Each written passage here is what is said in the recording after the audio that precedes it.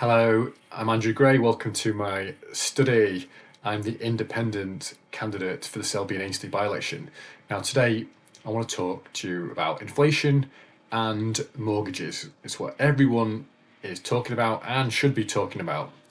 Now, I actually have a degree in economics and government and political philosophy, so I think I've got something that's worth saying about this. And let's launch into it. There is almost only one iron law of economics, and it's this.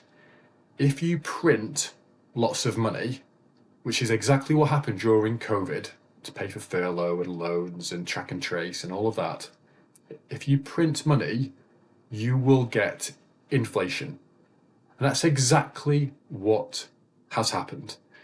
And yet the Bank of England, which is independent from the government, and the government seem totally surprised by this. Now, of course, we've also had the war in Ukraine, which has certainly caused inflation for gas prices and other commodities. But that's affected the entire world, not just our country. But inflation in our country is the highest in the G7 countries. I think inflation, or high inflation, is here to stay. Now, we have this bizarre situation in our country where the Bank of England are often working against the government. Now, the Bank of England really only have two tools. They can print money or they can change interest rates. That's all they have. Now, the logic I think the Bank of England have in relation to increasing interest rates at this time makes no sense to me. Now, as I understand it, in the UK, about a third of people are lucky enough to pay off their mortgages. About a third of people rent, and a third of people have mortgages. Of those third of people that have mortgages, many people are on fixed terms, where their payments haven't gone up when interest terms have gone up. Now, if you come off a fixed term and go into a variable, that's when you're going to get absolutely clobbered.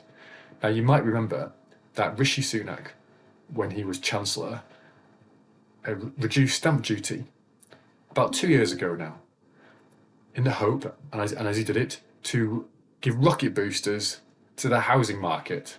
And that's what happened. Lots of people bought houses, house prices went up. A lot of those people bought houses using a 2-year mortgage, fixed term, which are now coming to an end around now.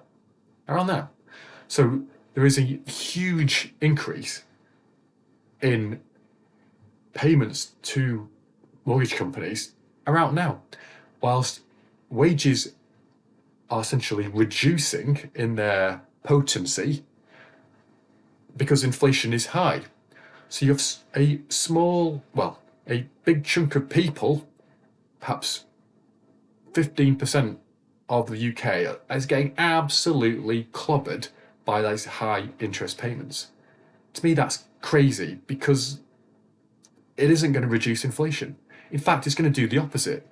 Now, let's think about businesses. Now, I have run some successful businesses and I've had to borrow money to get those businesses going.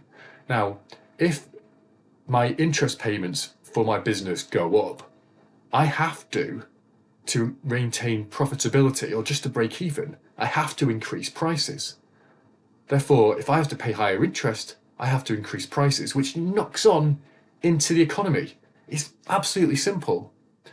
Now, a lot of people understand this situation. You don't need to have a degree in economics to get it. It makes no sense. And it ties in beautifully into what I've been saying in this campaign is our systems here in the UK are not fit for purpose. Our political system, our Bank of England being independent from the Chancellor, it makes no sense. Our NHS is a system itself isn't working. Britain feels broken. It's not irretrievably broken. It is fixable. And in fact, one of the benefits of Brexit, and it doesn't matter how you voted on Brexit, one of the benefits are we certainly have now more freedom to do what we wish. Now, let's do it. Let's, I think, seize back control of the Bank of England. Let's have some sensible economic policies. You know, it makes no sense to children. If you explain our economic system to kids, and I try it with mine, they say, Dad, that doesn't make any sense. No, it doesn't make any sense. Our country is in a jam. We need to change the way it is governed.